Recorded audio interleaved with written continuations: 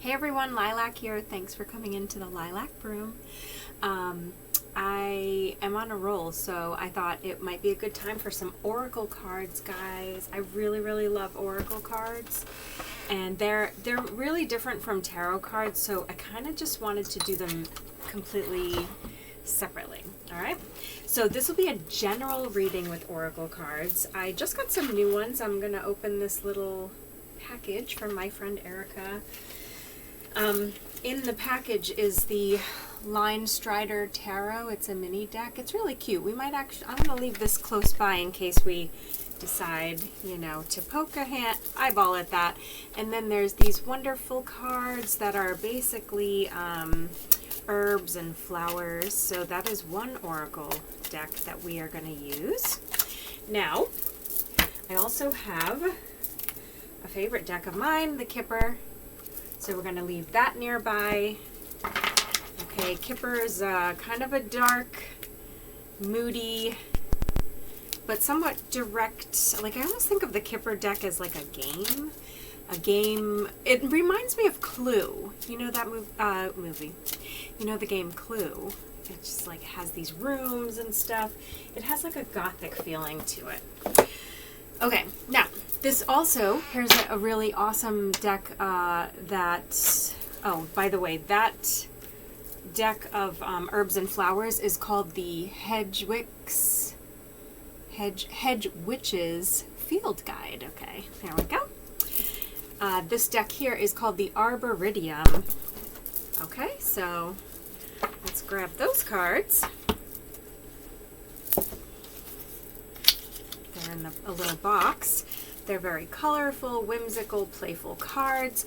These are based on a story about the Arboretum, and so we'll be reading right from the guidebook on this one, but it's going to be a little wonky. That's why I wanted to do Oracle cards separate from tarot, because they're just worlds and worlds of difference, one from the other.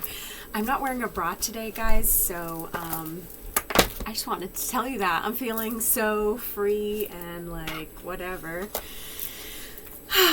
Where are my red hot chili peppers? I'm just like feeling like my authentic self. It's super weird. Super weird. I feel like maybe one more Oracle deck, because there's three. This Enchanted Map deck, I've been eyeballing it all morning. And I was listening to a reading earlier today, and a woman mentioned one of the cards in this deck, the Enchanted Map. It's a great Oracle deck. I'm actually really familiar with this deck, so I don't always refer to the book on it. See, that's what I don't like about Oracle readings, is I end up feeling like I'm listening to someone read to me from a book, which I don't hate, but it's a different animal from tarot cards, okay?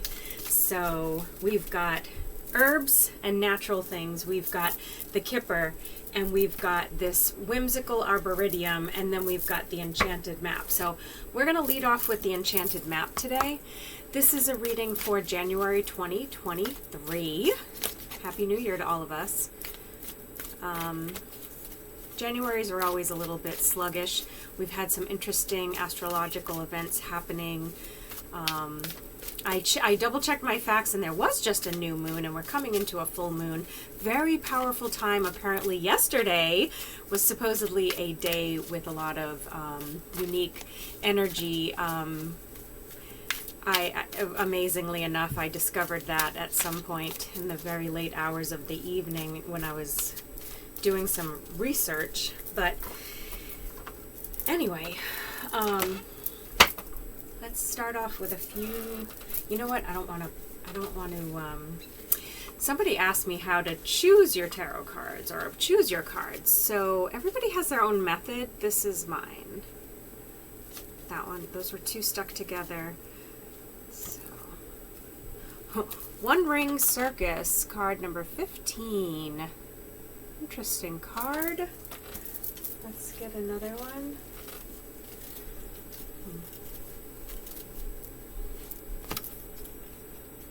commitment number 36. All right, I'm going to stop right there for now because I got a message. I got an intuitive hit on this card and this card. Number 15, One Ring Circus. If you guys can see the taxiderm? No. There's a word, and I can't think of it, but basically the elephant. Pachyderm. Taxiderm? I'm fired. It's a pachyderm, right? Anyway, my point being that he's like sleeping, you know? And then this dude on top is alert, okay? And as I looked at that and I saw those features of this card, what went through my mind, like how Spirit was talking to me about this message, was that one guy's doing all the work and the other guy's just like a lump on a bump, basically. Okay, so I'm going to pull from the, I'm going to look at the book too, but then the second card really had made me stop because it was about commitment. Again, we see two hands, both touching a star. So right off the bat, I'm thinking about commitments that someone has where the commitments are not divided equally. This could be on the job, this could be in a family situation or a relationship. Where's the book? So number 15, the one that I told you was the One Ring Circus. The Oracle book itself says, you are capable and competent. Independence is key now as you step into your journey today. Others may not have the vision or resources that you need. So I feel like in this partnership, one person is like partnered with the other. That person they're partnered with may not have the resources needed to maybe do their part or possibly even help you. Recognize that all the wisdom you've acquired along the way makes you particularly competent, capable of moving forward with assurance. Self-reliance is important. Another aspect to consider is creating and maintaining clear boundaries between you and another. Be discerning about your partnerships at this time. Did I write this book? I told you we didn't need the book. When you know who you are, you have a healthy sense of where you end and others begin. You're able to enter into the best kind of relationships and will attract people who mirror back your wholeness. Interdependent relationships are always mutually supportive, stimulating, and transformative. You can achieve anything at this time. Now let's check out number 36, commitment. A true commitment is a responsibility of the heart, mind, body, and soul. This is a good time to make one. Okay, so maybe people are being shown opportunities to make new commitments. Partnerships formed at this time are harmonious and powerful. The commitment card also indicates the natural evolution of a relationship from its inception to a literal or metaphorical marriage. At the very least, there is a promise of fulfillment in some form. However, you must be conscious of what you're committing to.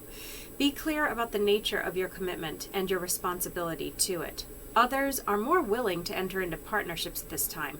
Remember that your partnership with Spirit and the highest version of your own self will engage the highest self in another.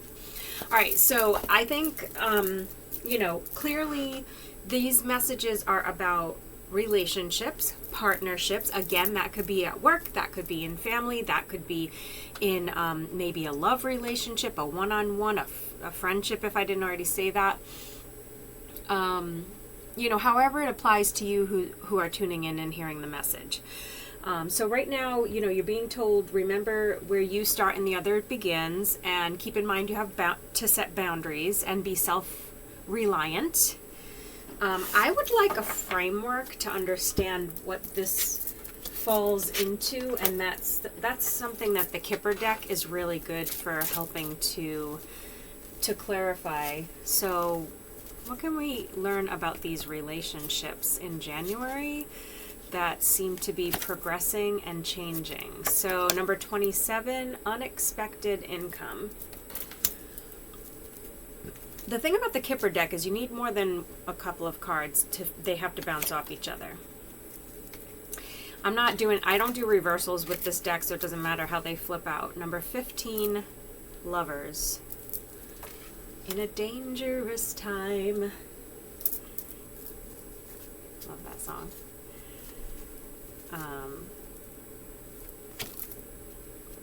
Number 28, expectation. So we've got number 27, 28, and 15. Now, when you pull a tarot card deck, you pull 3 cards, and here's how they go.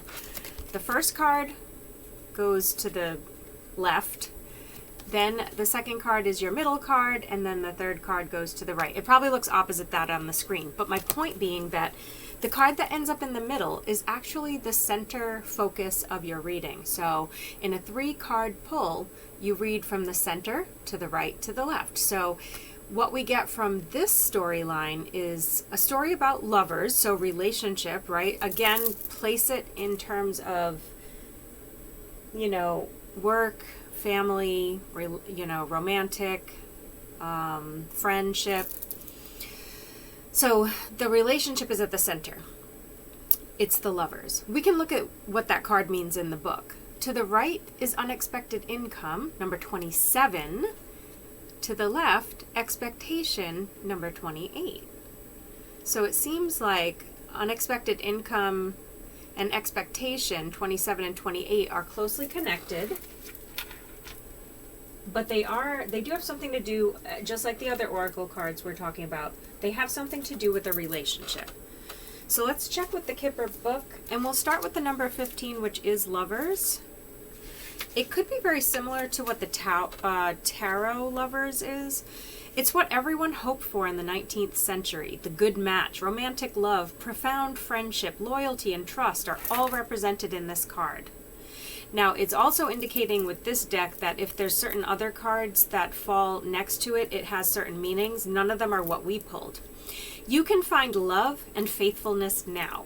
Okay, so there's your message. You can find love and faithfulness now. We're talking about this reading is for January. It's for basically the last week of January because that's all that's left. And it's saying with the energy that's around now, you can find love and faithfulness. Let yourself be guided by your feeling and intuition. This card is primarily an indication of love or falling in love. In professional terms, it may show a workplace love affair. Okay, so there you go. If it's work for you, it could have to do with a love affair at work. Perhaps it means that you love your work and that your heart and mind are in harmony. So that's another way to look at it. This card indicates love or friendship with a nearby person card. Now, there is no nearby person card, so we're going to stop there. 27, unexpected income. Here we see the significator, which is the Lovers card, giving a coin to the needy in front of the house, card 20. Okay. It doesn't seem like a lot to the giver, but is significant to the recipient. Literally, it's a small sum from an unexpected source. For example, a surprise work bonus, a small billing error you fix, a reduction in your gas bill. Oh my God, that would be freaking amazing. I was just doing my bills like right before I came down here, and I was like, I'm sad. Where's all my money going? Throw money at me, people. That was the moral of that story. So yeah, the unexpected leads to a notion of sudden, swift, surprising, unexpected money and luck. I was just kind of like breezing through to see if there's any other detail. And then 28, expectation. Here we meet a resigned and slightly somber lady gazing out the wide windows over a misty orchard. Jeez. Church bells toll in the background. I feel like I'm watching a Jane Austen movie. Is that a locket dangling from her lace choker? Yeah, probably.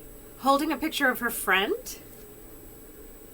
I don't see her. Oh, is she holding something? Maybe. I don't know. I think they're making this stuff up. Yes, she's waiting with clasped hands. Literally, this card means a pause and a waiting period, no forward motion. More abstractly, it's time for observation, reflection, contemplation, thinking things through, patience, non-action. Let events ripen of their own accord. Traditionally, this card is associated with a 3-month wait. Okay, I like when I like when the cards can, like, with the oracle cards, they can give you like a time frame.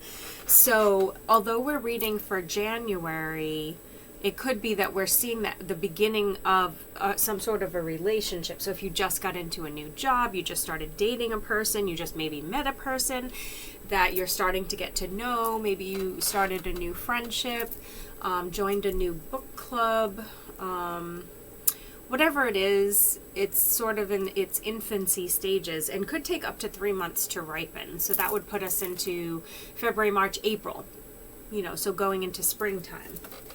All right, so I feel contented with those messages. And I just mentioned springtime, so we're going to move to our Hedge Witch cards. These are a little stiff. I haven't used them much. They could use a little bit of oil from my hands, I suppose. So let's see how we do with these. Just want to give them a good shuffle. So, my dear Hedge Witch, could you show us what maybe we could expect in the springtime, or even how we could prepare to receive our gifts in a more like nourishing or organic manner? Can you maybe recommend some herbal supplements that we should consider? I'm a big believer in supplements, you guys. A lot of people don't know this about me. I'm super into oils, herbs, supplements, protein powders, powders of all sorts. I'm also doing the Noom diet at the moment. So I'm fascinated with this deck of cards. Let's see what we get. All right, I'm pulling them a different way because these cards are really stiff. We got Huckleberry Resourcefulness. All right, we'll look further into that in a minute. Okay. We got Wormwood Caution. Okay. And we got Dogwood Defend. Resourcefulness, Caution, Defend. I feel like the Hedge Witches are saying, don't get too comfortable just yet. There may be, I have no idea how to find these things in here. Let me see.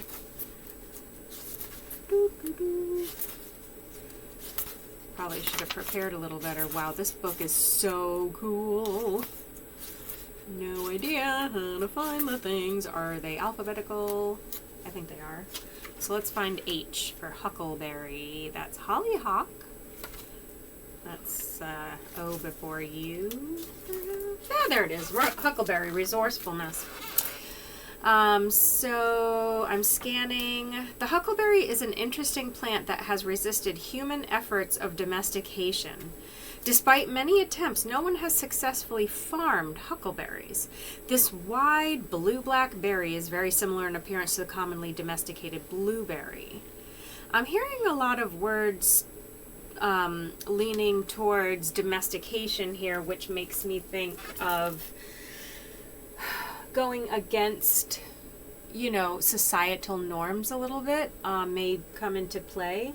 It does say resourcefulness, so in order to overcome the stigmas or the steering towards what is considered normal, finding your own path in a more alternative fashion might require resourcefulness, okay? Let's check out Wormwood. St. John's. W must be way back here. Aha! Caution. Wormwood says caution.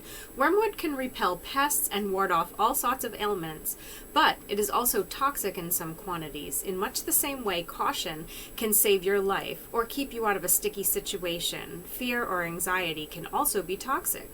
Many situations require prudence and a look before you leap attitude. Alright, so if you are seeing this in an oracle context, ask yourself what areas of your life may need further examination or investigation. Channel the Queen of Swords with her clear sight and ability to cut through deception and confusion. The Knight of Pentacles provides a different perspective, speaking of caution as an operating system. Here is a knight that never charges in. He asks for a measured, long-term approach rather than impulsivity when making decisions. So yeah, the caution is what it sounds like, just taking your time to make a decision that is best for you. And Dogwood, defend. Dogwood.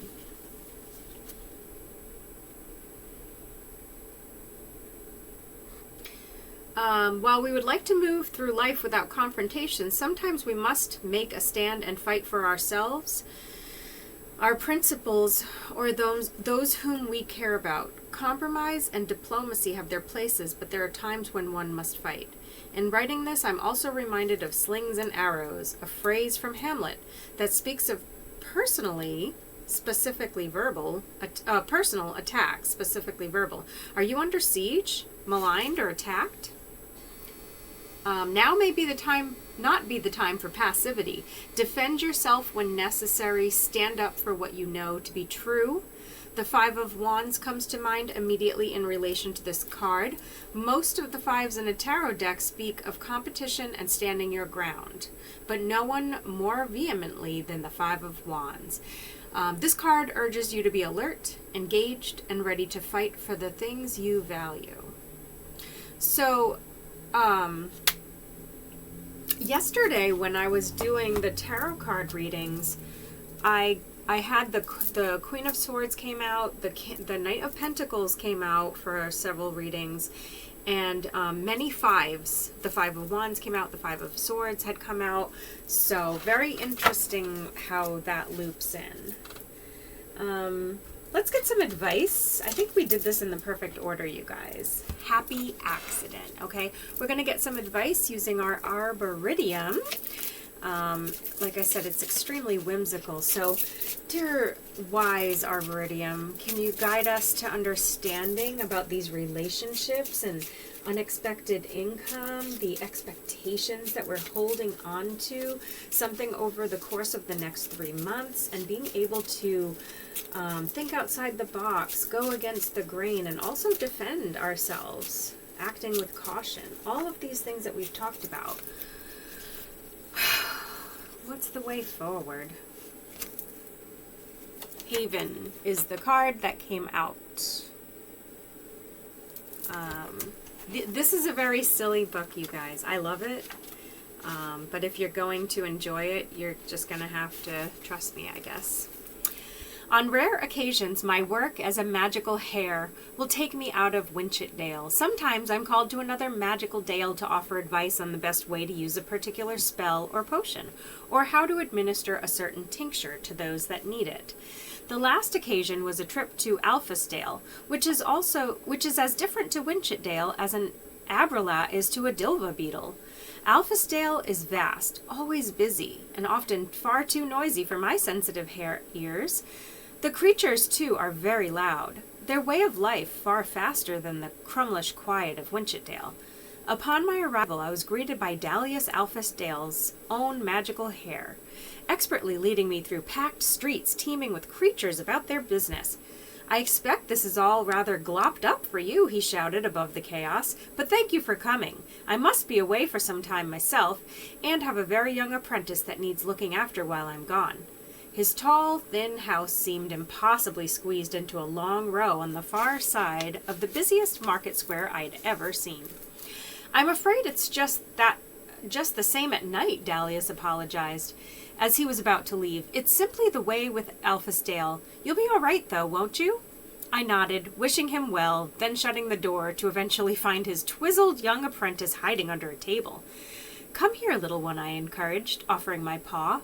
I'm going to take you somewhere peaceful and crumlush. Do you trust me? He looked at me for a long time, shaking from the noise and commotion, before finally placing his paw in mine. Now shut your eyes, I said, also shutting my own, and come with me to my haven. Join me in my most magical place. I waited a while. Now open them. A small gasp escaped his lips as he saw the sastaculous waters of the Thinking Lake silently glittering in the late evening sun. Are we really here, he managed? In this crumlush place? Where is this? I have brought you to my haven, I told him. It's where I always go when things get too much and I need peace. I close my eyes and I am here, just as you are now. I never want to leave, he whispered. I want to stay forever. I chuckled. Then it wouldn't be a haven. And besides, you will have to find your own haven when you become a grown-up magical hare. Then, when things get glopped, you can go there to feel the quiet, refreshing magic filling you from the inside. I squeezed his paw. Are you ready to open your eyes now? He nodded. Good, I said, as we walked towards the front door. Now how about we explore that noisy square now we feel a little less twizzled, eh? He nodded again, and so we did. Yes, I can relate to this card so well. I get very frazzled in the city myself. I absolutely love this card and all that it has to offer in terms of its wisdom. Anybody on a spiritual journey, and if you're here listening to this message, you're on some kind of a spiritual journey, even if you don't see it that way, need a safe place, aka a haven. And it's okay if that is a very solitary experience, or if it's a little secretive for you, or if you don't even get to go there that often, or if you spend way too much time there. But it's really important to have a place to decompress, reflect, feel safe, be in defense of your own stance. Like, having your own place to go is kind of important here. I want to wrap this up with one more enchanted map card, okay guys? Can we just have one more enchanted map oracle for closing advice, something a little more down to earth? Stormfields, not really great advice. Number 9, Stormfields. This too shall pass. An uncomfortable chaos is surrounding you. Things that you've left unattended may be the cause of some conflict. Pent-up energy needs release, just as a storm in nature must break. For these events occur when the electricity between opposing forces stirs things up and creates temporary disorder. Not all storms are destructive. Rather, they serve nature by bringing rain to the ground and wind to the trees, enabling seeds to be widely distributed and continuous growth to be ensured. Just remember that whatever is being stirred up inside you or between you and another will benefit you later. The sun will shine again, and new growth will be observed. Don't be afraid to shake things up a little. Well, I guess that's the advice, guys. I hope that you found this reading helpful. I find it a little bit challenging, but I really like the oracle reading, and I'm glad we did this, and I think we'll keep on doing it. We'll do it separately, okay? Thanks so much for coming in. Namaste.